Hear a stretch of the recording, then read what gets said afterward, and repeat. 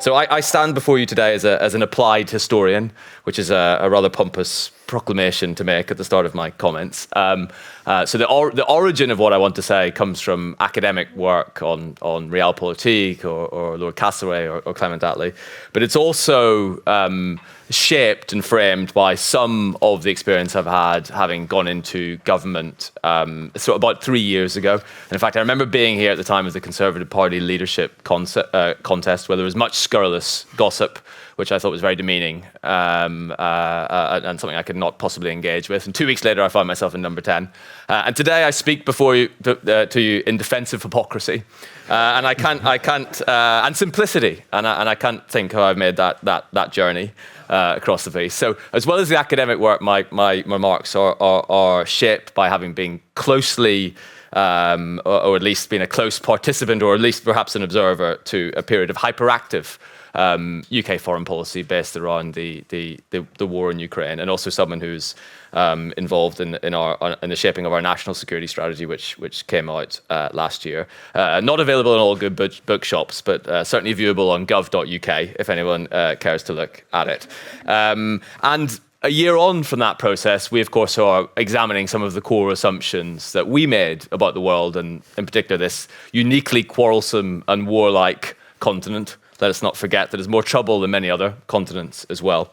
And we made some prescient comments, but like others, we are investigating and reinterrogating those core concepts. And many others are reinvestigating and interrogating those concepts. It gave us no small pleasure, for those of us involved in drafting one of these national security documents, a very painful process, which I do not recommend, is that our American colleagues, unfortunately, had to rip up theirs before Christmas and start again.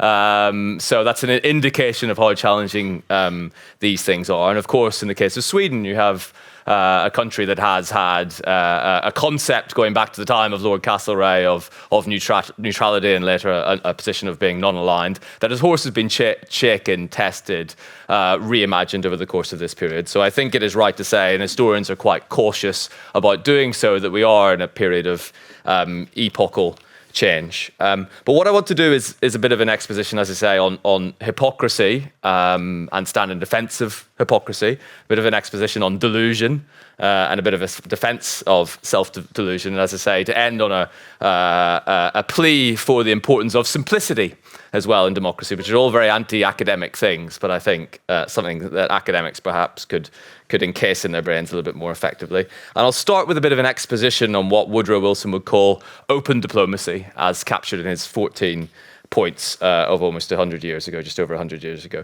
That is foreign policy shaped in the context of domestic scrutiny, and with concomitantly, therefore, a big role for the public sphere and the fourth estate. A foreign policy crafted in a cacophony of noise, often, but with checks and balances built in. Wilson thought that was a good thing.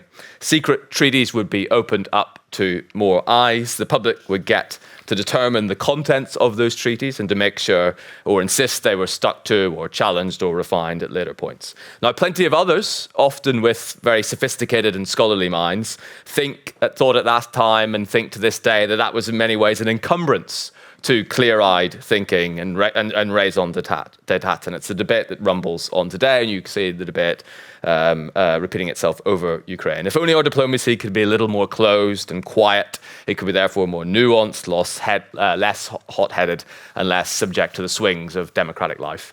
While there is a grudging recognition of the reality of democratic life, as I say, it is often seen by scholars as creating something of a hazy fog that can get into a clear-eyed assessment of realpolitik. And of course, there are many examples of where this can be overcooked or problematic. There's a famous quote from the English liberal scholar and historian Thomas Macaulay that we know no spectacle so ridiculous as the British public in one of its periodical fits of morality.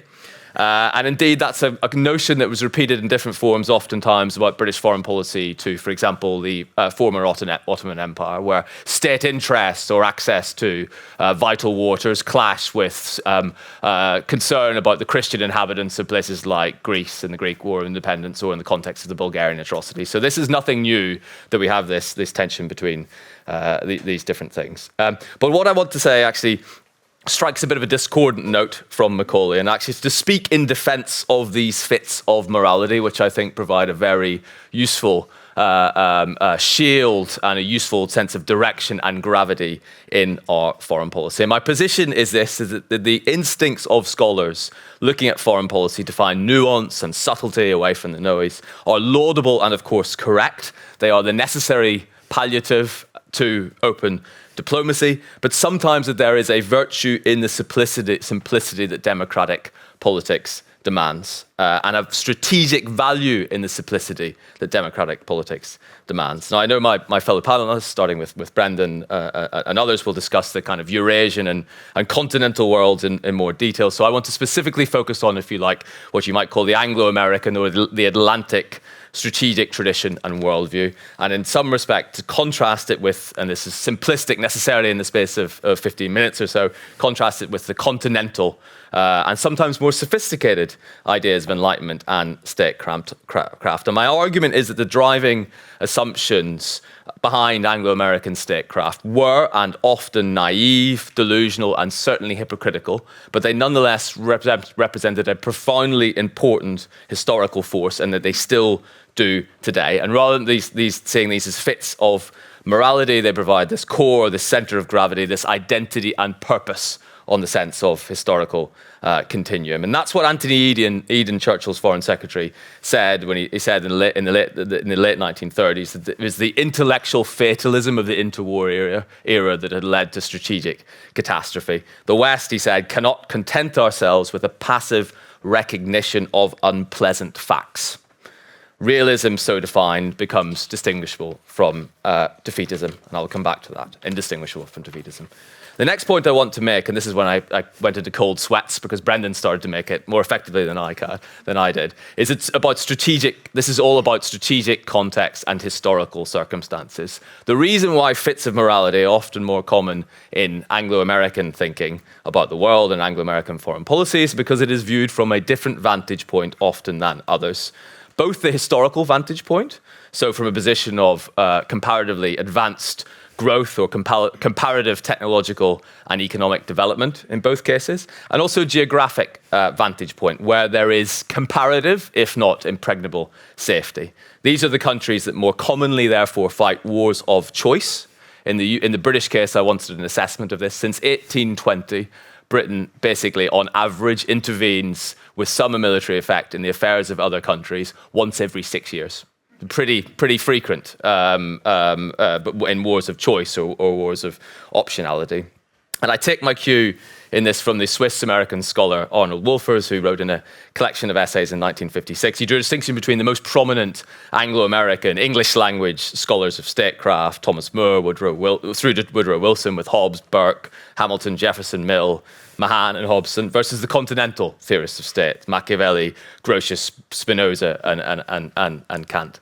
And in an attempt to sort of explain the difference, the reason why he studied these and brought them together is he wanted to explain what he called this characteristic to British American foreign policy, which often puzzles the foreign observer and leads him either to praise the special virtues of Anglo-Saxon policy or condemn what he considers its hypocritical wrappings. And Wolfer's whole fundamental point was in the continental theories of state, by and large, you had a more fluid, undulating process of state formation in which fear of the fragmentation of the state or invasion by an external force led to a theory of statecraft that was grounded in a concept of necessity, whereas because of the relative expanse and also religious characteristics of the Anglo-American world, you had a statecraft built around a philosophy of choice, whether that be a philosophy of choice to project power and values, or sometimes a philosophy of choice that there was the moral and ethical thing to restrain oneself as well. And that was a core distinction. A second major feature of this worldview was an element of national myth and storytelling that I think sometimes comes across as self-delusion, but I think it's absolutely vital, and you can see its force today. And here is where hypocrisy was the major factor. So when the continental theorists looked at these pesky Anglo-Saxons, they saw Kant with a C and not with a K, evangelism and preachiness. The Brits, said the German nationalist writers, and of course the Soviets and Lenin and others, were the original pirates who basically took resources by force, defined the global trading system, and then crafted this very annoying body of international law around their own self-interests. So Treitschke, the famous German theorist, described international law as a form of privileged piracy, articulated by the Brits in the first place. And then the Brits did something else which is extremely annoying. They bullied the weak. They got there first in the early stages of development. On the other side, they said, when anyone else strong came along, they said, you're breaking the rules. That's not cricket. In response, which is extremely frustrating to those looking from the outside. So in the Anglo American strategic thinking to this day, one can see these sort of dialectics playing out of national interest versus a sense of benevolence. And Kissinger once described this in a speech in London as a convenient form of ethical egotism that holds that what is good for us is good for everyone else. Commercial self-interest versus a belief that our model of economic development is one that provides shared beneficence and economic growth for the rest of the world. A perspective not always shared by those on the other side of it. An America that defined itself by being an anti-imperial power that's break from empire, but yet for the rest of the world begins to take the form of a British Empire 2.0. The British, hypocritically, weaning itself off empire, folding in behind the American one, and then nauseatingly describing themselves as the Greeks to the Americans, Romans as well, which is a kind of classic British posthumous habit of the post-war period.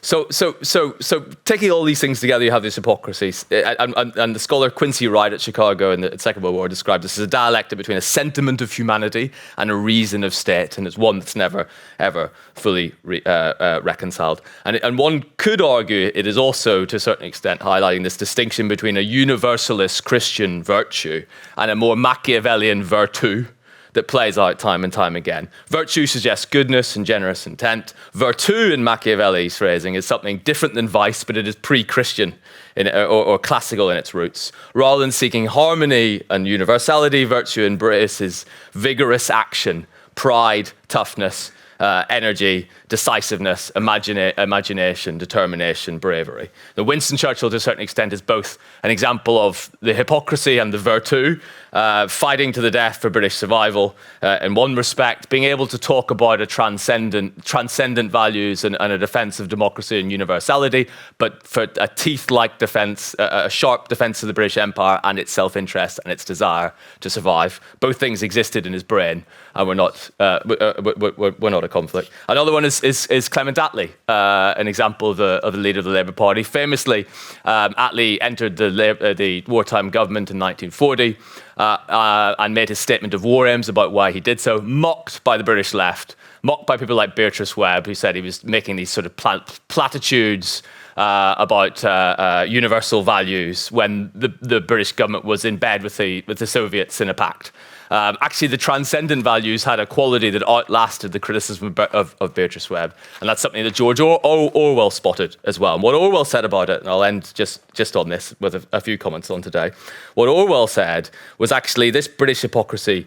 He was no sentimentalist about empire or democracy, but these simplistic tropes of British democracy that were mocked by Beatrice Webb and others actually said in a world of great power rivalry, British democracy is less of a fraud than it sometimes appears. Hypocrisy is a powerful safeguard, a symbol of the strange mix of reality and illusion, democracy, privilege, humbug, and decency, the subject network of compromises by which the nation keeps itself in familiar shape. And all this finally brings me back to today.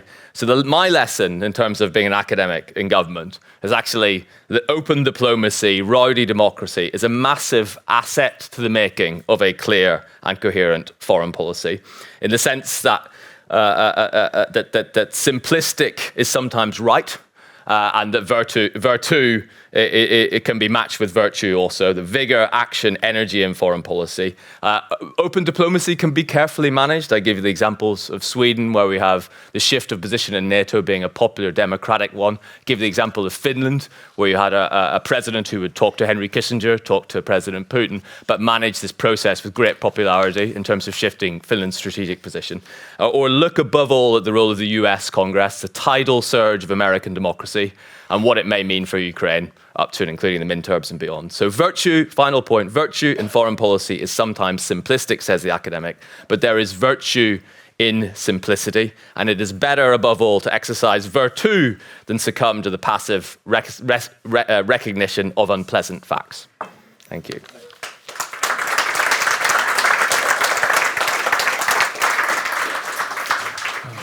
This Anglo American affinity is puzzling in some respects because these two entities are so different. The United States had the tradition of Wilson's foreign policy and a policy of non-intervention, whereas Britain had the preserving the empire and meddling in this other countries in Europe. So at the start of the 19th century, Britain had a doctrine of non-intervention, articulated by Castlereagh's famous State Paper of 1820. It spent the rest of the 19th century unravelling its doctrine of non-intervention. At the start of the 20th century, America had a strong doctrine of non-intervention. It spent the following 100 years breaking that doctrine at nearly every single turn. At the start of the 21st century, I remember a group of academics from China arriving and saying, China has a doctrine of non-intervention with me. And I said, I've seen this party before. So they're remarkably similar actors in that respect, and the Wilsonian tradition is pretty strong in Britain as well. What is the interest of the United States to keep the link still with Britain, which is a diminishing actor in the world and in Europe? You're right. Is my assumption correct? Let's put it this way: the United States has less global share of GDP and military power, increasingly less than it has done at any stage since the end of the Cold War, and that's a pattern that will continue. I would suggest to you that the United States needs its allies, particularly the ones who are willing to lead with the chin and fight in different places, who increase their defence spending. I suggest it needs its allies in Europe, France, Germany, Britain, Japan, more than it has done at any stage, I think, for 70 years. No further questions. Thank you.